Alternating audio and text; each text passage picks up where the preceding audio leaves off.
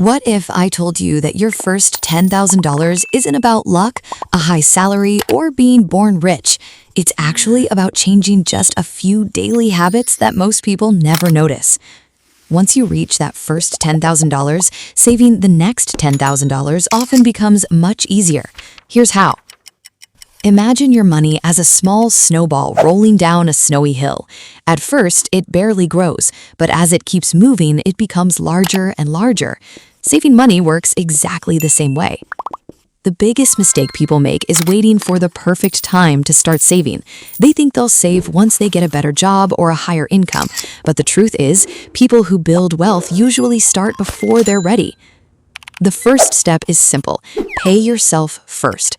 The moment you receive your income, move a fixed percentage into savings before spending anything else, even if it's only 10%. Consistency matters far more than the amount. Next, take a close look at your everyday spending. Most people don't lose money through one big purchase. Instead, it's the tiny daily expenses that quietly drain their wallet.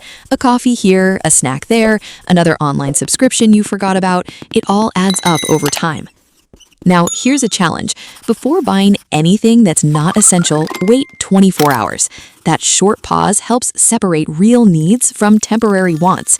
You'll be surprised how many purchases you no longer feel excited about after just one day. Another powerful habit is increasing your income, not just reducing your expenses. Learn a valuable skill, freelance, sell a service, or create something people need. Every extra dollar you earn can go directly toward your savings goal.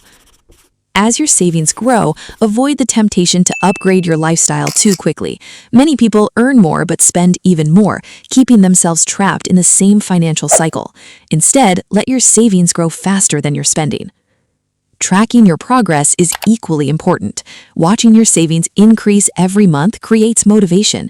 Celebrate each milestone, your first $1,000, then $5,000, and eventually your first $10,000. Each step proves that you're building a stronger financial future. Remember, saving your first $10,000 isn't just about the money. It's about building discipline, patience, and confidence. Those habits will stay with you long after you've reached your goal. One day, you'll look at your savings account and realize something incredible. The hardest part wasn't earning the money, it was becoming the kind of person who knows how to keep it.